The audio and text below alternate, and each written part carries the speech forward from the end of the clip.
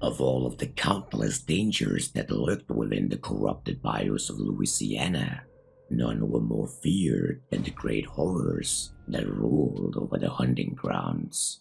These were not just mere beasts, but towering embodiments of the sculptor's will, each one a masterwork of its corruption, commanding their domain with unrelenting malice. For their sheer force of violence, as well as the endless trail of bodies they had left in their wake, each of them had gained notorious infamy within the world of the hunters, for their presence was impossible to mistake, and their very souls in essence was one of the most crucial aspects in the midst of the clashing realms. These were the apex predators of the dead zones, the very targets of all contracts, and facing them was the ultimate test of a hunter's skill, will, and survival.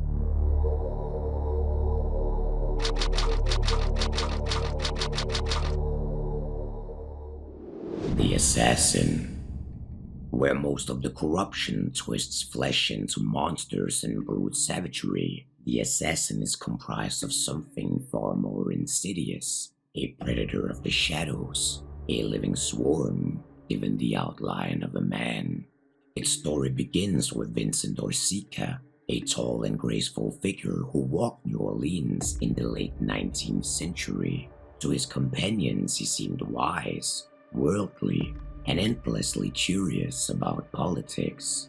Yet beneath the calm demeanor lay a mind already half claimed by the sculptor's influence. Orsica thrived in secrets, weaving himself into the affairs of the regular democratic organization, a party where crime and politics bled together in a haze of corruption. For a time he lived as a trusted confidant, his word, like poisoned honey, poured into the ears of friends such as Harold Black, the researcher, but Orsica's loyalty was never to man, for his allegiance was to silence and shadows, to the whispers of crawling things that answered only to the sculptor in the darkness. It was Harold Black who first saw him for what he truly was. Amid riots and lynchings, Harold pursued Orsica into a narrow alley and watched in horror as the man scaled a brick wall before dissolving into a swarm of insects. Much later in Harold's life, within the abandoned halls of Nichols Prison, Harold would encounter the emissary once again, for out of swarming clouds of bugs and insects stepped the assassin, faceless and inhuman, blades of jagged bone flashing in the dark. By pure miracle, Harold survived only by fleeing, yet the image of Vincent's face, distorted within the form of the assassin, had burned itself into his memory. Among the emissaries of the sculptor, the assassin is unlike any of the other adversaries, for it does not simply kill, it stalks, deceives, and even plays with its prey. It fragments into silhouettes, each mimicry a hollow mockery of a man bursting apart into storm of insects when struck or broken. Its body is a shifting hive, skin splitting and reforming at will, leaving hunters unsure whether they faced one foe or many. Through Harold's Black tireless research, the truth became clear. The assassin was no singular being, but rather the man of Vincent Orsica fused together in a legion of insects.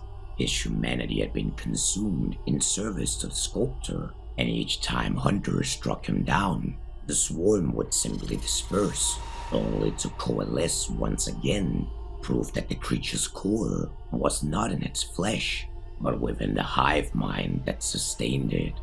And thus the assassin endures, a phantom of treachery, where once Vincent Orsica played politics with whispered promises, now he haunts the bayou as a storm of blade and wings. To hunt for him is to confront the certainty that betrayal itself can be given form, and that within the dead zones, even the shadows may kill you. The spider. There is fear, and then there is revulsion. Fear is survival's oldest ally, an instinct that sharpens the senses and keeps the body alive. Revulsion, however, is deeper, a feeling born of something the mind struggles to comprehend, something it wants to reject, but simply cannot. Within the bayous of Louisiana, there is a creature that commands both in equal measure. It scuttles through shadowed rafters, haunts the damp hollows of rotting barns, and leaves only silk-wrapped corpses in its wake. Hunters know it by a single name, the spider, yet that description couldn't be further from the truth. At first glance, it seems that its form fits the name: 8 limbs, a segmented body, and fangs glistening with venom. But a closer inspection tells another story. Limbs that end in twisted hands, rib cages protruding from its abdomen, dismembered fingers, feet, organs, and human faces, all emerging from within its amalgamation of countless human corpses. This is no creature of nature. It is a composite of flesh and bone, a twisted perversion of human death, reassembled into monstrous motion purely through the sculptor's will. One account, told in hushed tones within the halls of the American Hunters Association, comes from none other than John Victor himself. While searching for the physician Dr. Reed and his expedition party, deep within the Stillwater Bayou, what he found was not survivors, only death and mutilation. Within a barricaded barn, its windows boarded against the dark tides of the corruption, he found bodies of men, women, and children, some starved to death, others torn apart, most of them with their organs gone. Victor, ever the compassionate man, despite being weary and rain-soaked, dug a grave large enough for all of them. One by one, he dragged each of their bodies from the barn and into the pit, until only one of the corpses remained. A young girl, thin and fragile. Her face was pale and still, her open eyes fixated on nothing. Pushed to the brink of exhaustion after the digging and the dragging, Victor was too tired to carry even this little girl. Instead, he dragged her by the ankles before he placed her in the grave among the others and covered the dead in wet soil before he returned to the AHA. Years later, coincidence would have it that within the swamp's black heart, Victor would encounter a new creature of the dark. From its lair it burst forward in a shriek of wet chitin, its body a writhing knot of limbs and faces.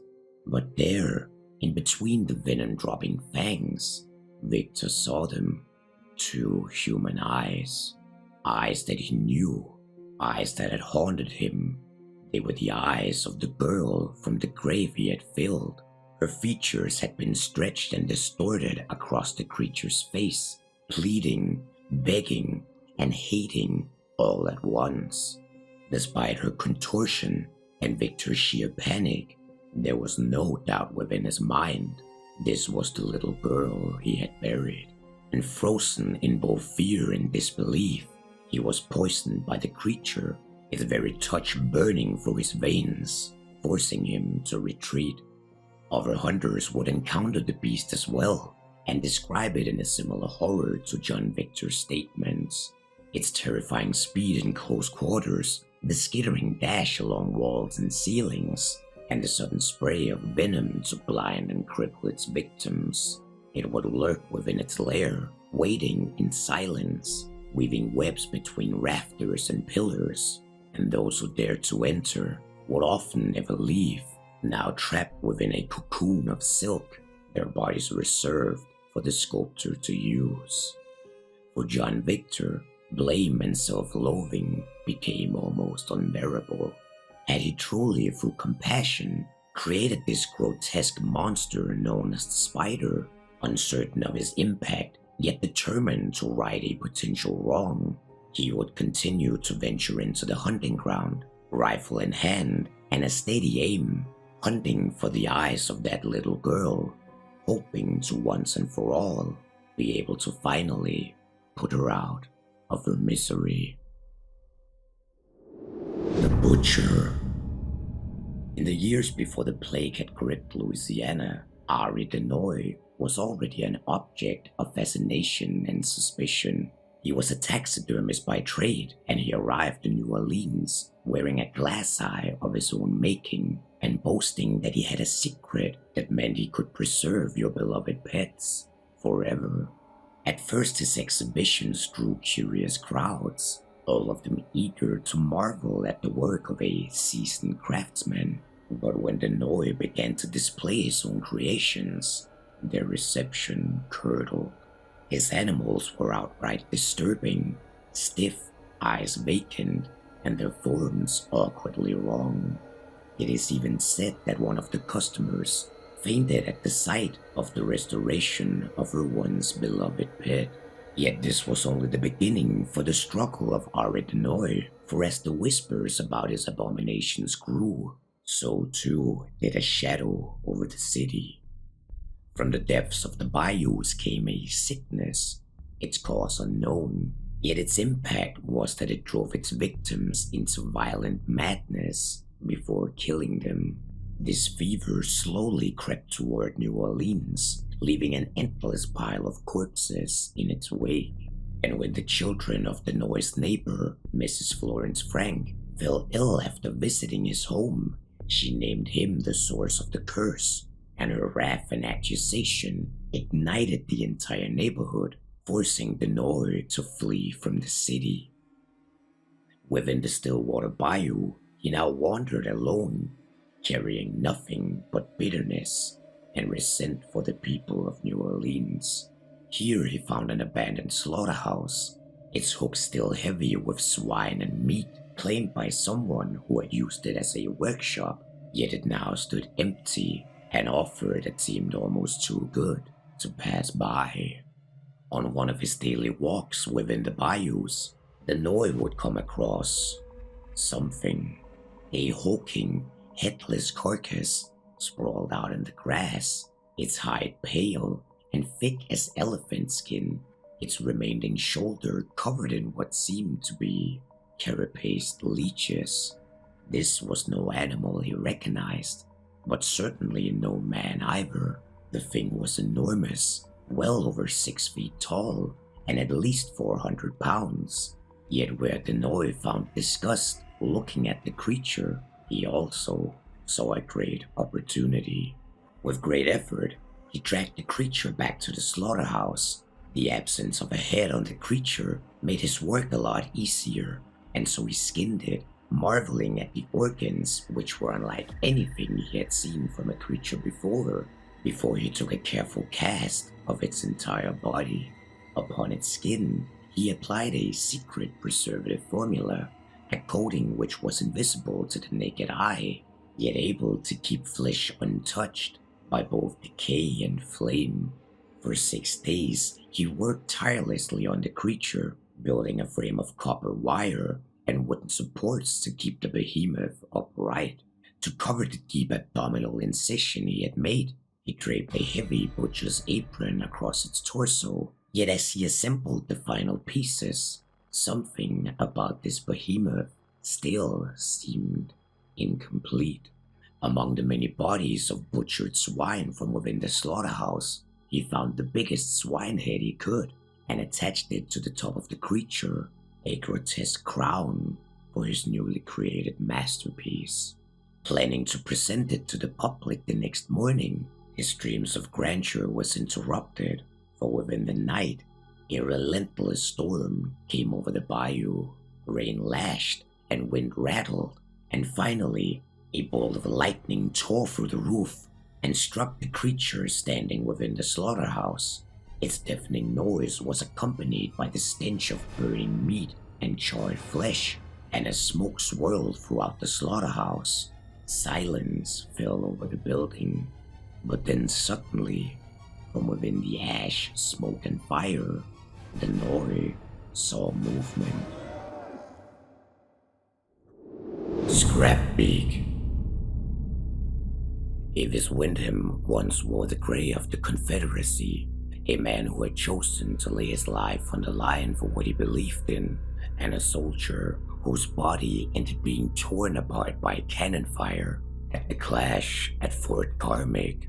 Both of his legs lost below the knee, an arm crippled, and his cause defeated, all of which left Wyndham, a man that returned from the Civil War, shattered in both body and spirit. What remained of him was propped up on crude prosthetics, and in its wake, a bitterness filled him, a bitterness that never healed. Unable to provide for his family, his mind turned inward. The only solace he could find in his everyday was scavenging what others had discarded. Broken tools, twisted wire, scraps of iron, all of these became his obsession, and he hoarded small fragments of a world which he could no longer fully take part in. To his neighbors, he was the Birdman, a ragman trailed by cages of crows and magpies, his facade of a smile and cheerful words masking a deeper rot within him. For within his household, the truth was both cruel and dark.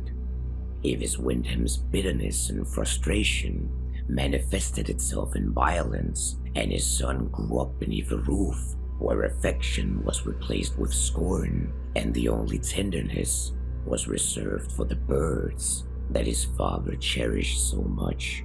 Throughout his entire childhood, the boy saw his father neglect him, choosing to spend time with his caged animals rather than his only son. And one day, consumed with resentment, the boy decided, in the shadow of the night, to break the necks of all of his father's birds, laying their fragile corpses out on display for him to find the very next morning.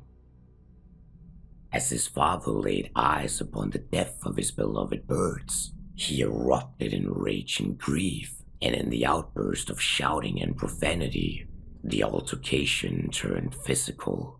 Pushing led to grabbing, and the grabbing led to punching. The clash of rage and grief erupted in the small house, and in a flurry of years of pent-up resentment, Avis Sr.'s son beat and bashed and bloodied his father into a pulp. Wyndham Sr. was beaten to near death, laying in a pool of his own blood, dying in his own little shed. It was then that the carry-on came, murders of crows and flocks of scavenger birds, all of them arriving at the same time as if summoned by an unknown force. They descended upon the house, their cries filled the night as the sculptor reached across the veil, seizing the body of Wyndham in his final moments. His broken frame was twisted anew, flesh was bound in iron and barbed wire, and his body was reforged into the hulking effigy that became the symbol of obsession and ruin within the hunting grounds. Now known as Scrapbeak, he stalks the compounds of the bayou as a scavenger made monstrous. Every scrap of metal, every tool or weapon, all is torn from their resting place and lashed to his back, becoming yet another part of his hoarding obsession. Among the emissaries of the Sculptor, Scrapbeak stands apart from them all, for he is not merely a predator, he is a collector. His lairs are mausoleums of human failure, a place where every nail and every shard testifies to his ceaseless compulsion. In the end, Avis Wyndham's life was consumed by obsession. To enter his domain is to face the embodiment of ruin itself, for he is a man broken by war, a pathetic excuse of a father, cemented through neglect, and the essence of eternal suffering, remade into a hoarder. beyond death. Rotjaw. Her story begins with Enola, a girl who fled the slaughter at Fort St. Philippe during the War of 1812 in a rowboat. All alone on the sea, she was carried by a storm into a realm outside of time, and here she survived, clutching the only remains she had left in the world, an egg in her hands. Within this otherworldly realm, shadows in the marsh gathered to her, their forms and shapes resembling alligators, all of them circling her like worshippers. Decades passed without hunger or age, but madness gnawed at her mind as eternities passed until the shadows that had followed her poured into the egg she had been clutching. From it hatched Princess, an alligator born of shadow and lightning, who grew into a monstrous leviathan under Enola's care. Together, they hunted the redcoats that was trapped in the realm as well, until fate brought along the paddle boat called Delphine, its crew smuggling weapons and a relic older than fire. Whispered to by the artifact, the crew of the Delphine built a cage to ensnare Princess, and with bait and hooks they dragged her in, locked the device around her body, and forced the relics into her jaws. In an instant, the sky split apart, rain showers followed, and when the storm cleared, the Delphine lay shattered in Louisiana's bayous. Princess was gone, Enola had been left behind, and the alligator was now trapped in our realm. Among the hunters, she is called Rotjaw, not simply a beast, but a monstrous entity scarred with rot, seethed with sickly lightning, and her fury and sadness immense enough to bring about storms that are saturated with decay. Though she is a dormant creature that most of all just wants to be left alone, the huntress has claimed her as an entity of the Sculptor and now hunts her bounty for fortune. Some say that she still searches for Enola, the large creature growling to itself in sadness, missing its former owner, and it is said that when she begins to weep, the waters darken and the skies tear asunder, as this creature knows she is stuck alone in our world forever. The Hellborn. Few creatures to emerge from the Sculptor's shadow embody sheer elemental fury like the Hellborn, and to the untrained eye it might resemble the emulator, fire-given flesh, a man-shaped vessel of torment, but such a comparison vastly underestimates the scale of this monstrosity. Where the emulator burns with a sudden rage, the Hellborn is an eruption of volcanic wrath. Beneath its hardened basalt-like skin flows an eternity of molten fire, each of its movements leaving cracks that hiss and glow with brimstone. Seismographs in Colorado are known to record tremors when it screams, and thermometers have been known to rupture whenever it draws near. Jasper Priest's unpublished manuscript, Tortured Peaks, gives the most complete account of its birth, though it is wrapped in the dramatic prose of a dime novelist. His tale follows Damon Delacroix, a miner whose life became a spiral of both grief and sin.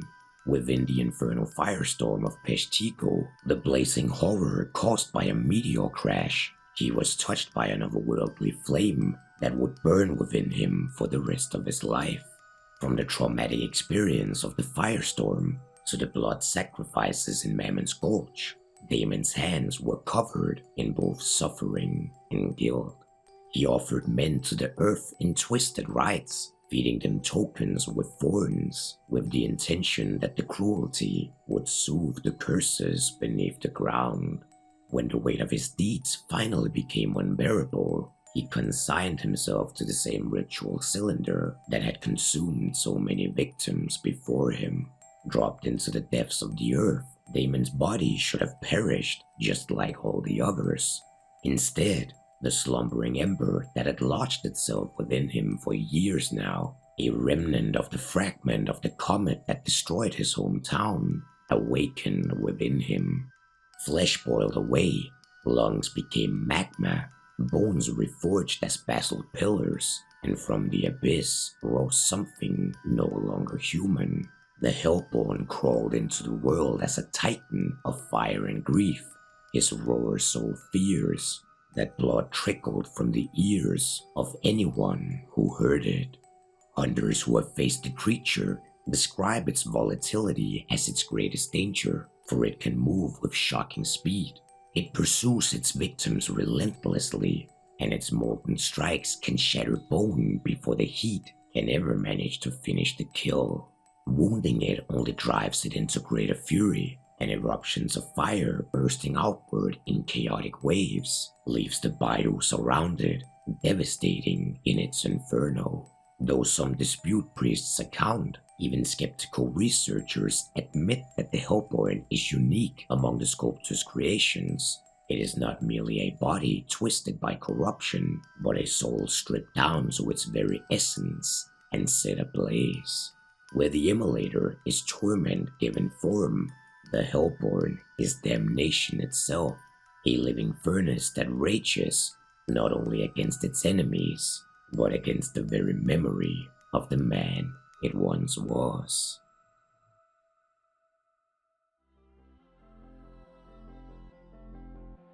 Hey there, Hazmat here.